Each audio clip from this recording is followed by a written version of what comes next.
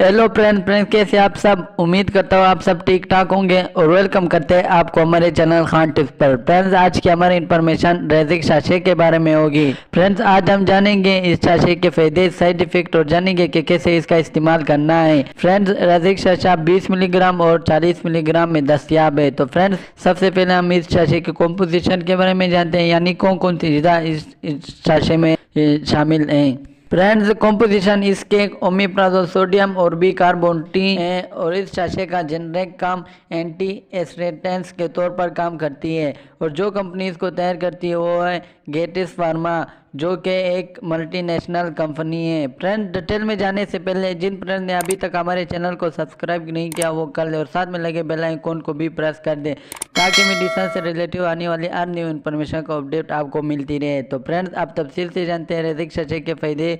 Friends ये Sasha fodder की हालत में होती है जो कि मैदे के ज़ख़म के लिए मुफीद है और रेजिक साशा सीने के जलन के लिए भी मुफीद है।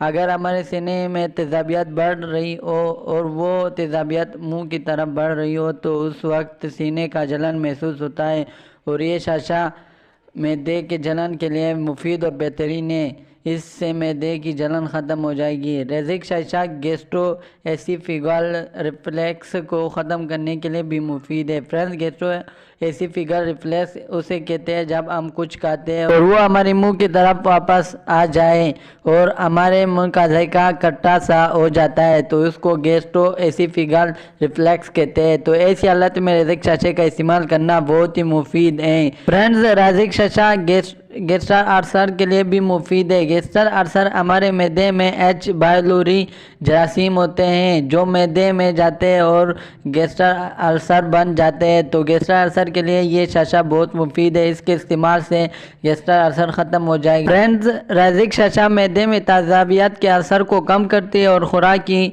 खराब को दुरुस्त करती है। अगर हमारे मैदे में खुराक की हज़म नहीं होती तो उस साशे के इस्तेमाल से ठीक हो जाएगा।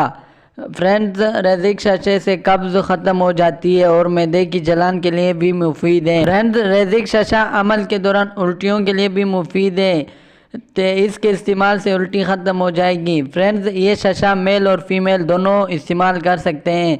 तो फ्रेंड्स ये थे इस साशे के फ़ायदे और अब जानते हैं कि कैसे इसका इस्तेमाल करना है।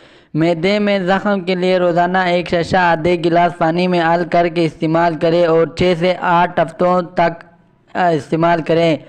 एसोफेगस में ज़ख़म के लिए 4 से 8 हफ्तों तक इस्तेमाल करें या फिर अपने डॉक्टर की हिदायत के मुताबिक इस्तेमाल करें। तो फ्रेंड्स ये थे इस साशे के इस्तेमालात और अब जानते हैं साइड इफ़ेक्ट, यानी कि इसको इस्तेमाल करने से क्या साइड इफ़ेक्ट हो सकते हैं। तो फ्रेंड देखने में अभी तक इसका कोई साइड इफ़ेक्ट नहीं आया। तो फ्रेंड ये थे इसके साइड इफ़ेक्ट और इसके साथ हमारी इन्फॉर्मेशन का एंड होता है। तो अगर वीडियो अच्छी लगी हो लाइक करें, शेयर करें और चैनल को सब्सक्राइब करना मत भूलिए।